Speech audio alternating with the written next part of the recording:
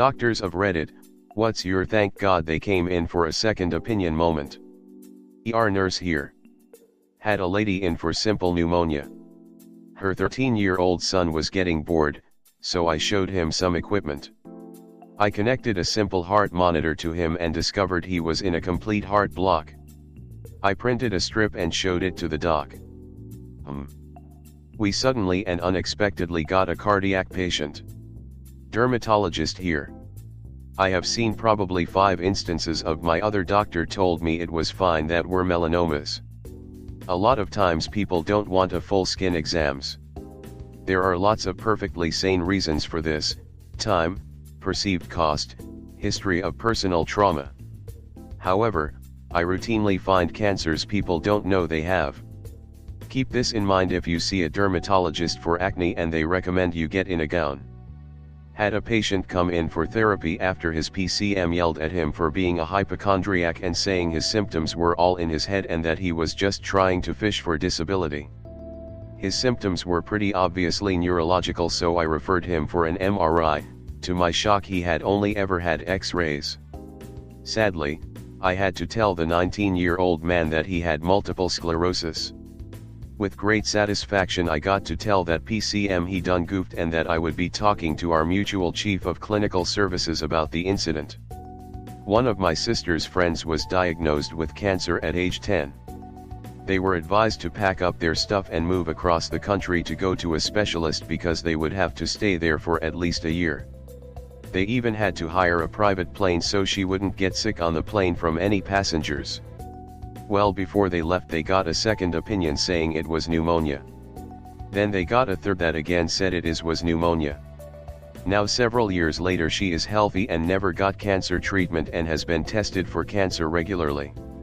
I'm not a doctor, but I'm glad my parents took me in for a second opinion when I was complaining about a bad headache when I was 15 years old.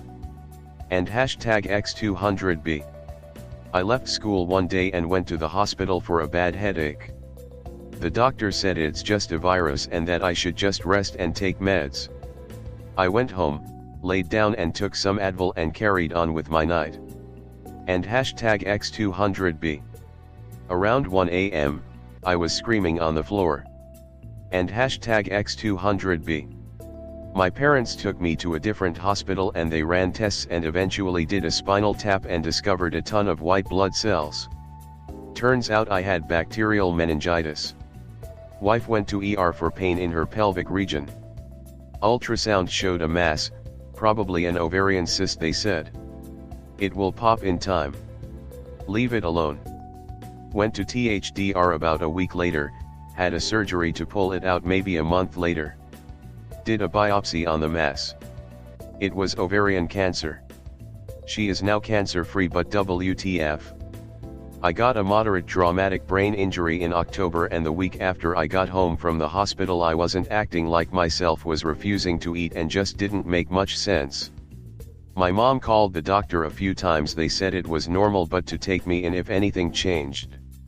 She took me in on the Saturday a week later because I started slurring my speech and was unsteady on my feet.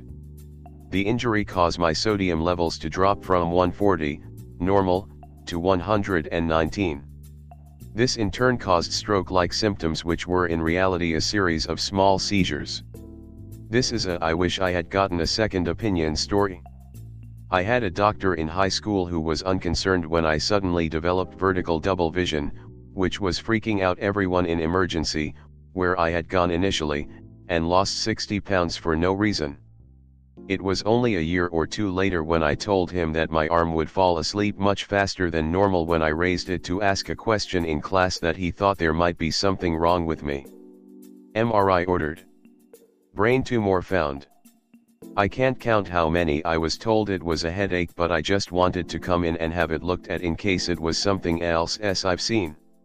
Of course, those are the patients that are the nicest and are profusely apologizing for wasting our time, and of course, those are the patients that have a brain tumor show up on their CT scans.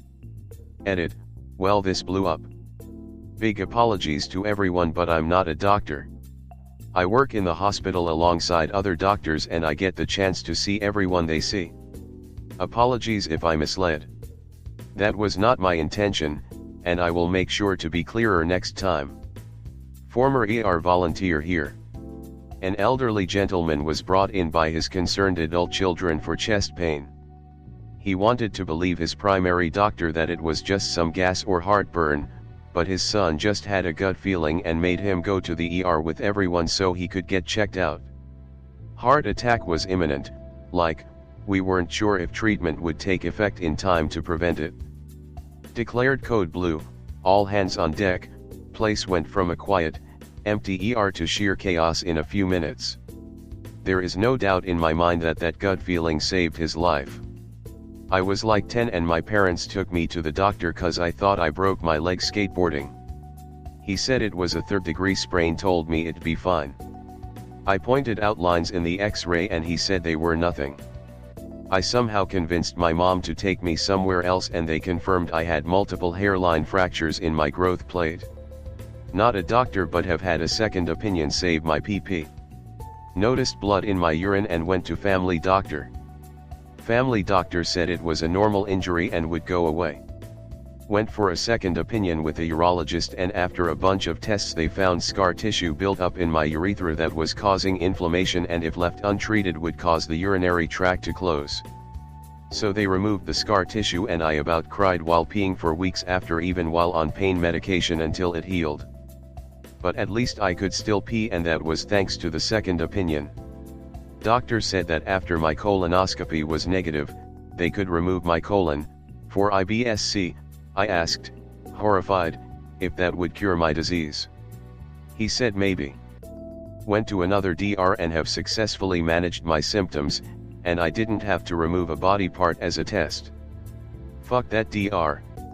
My dad went to the same ear doctor for around 9 years due to poor hearing, and was told there was nothing wrong. When he finally went to a second doctor, they referred him to the hospital and found tumors in his ears that had eaten entirely through his inner ear bones and eardrums.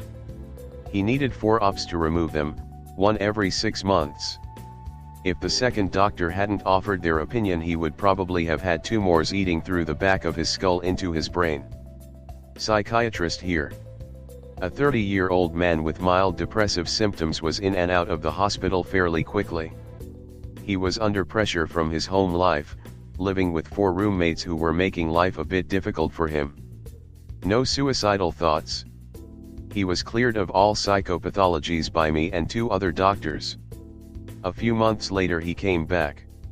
Same symptoms, however this time he talked about 5 roommates.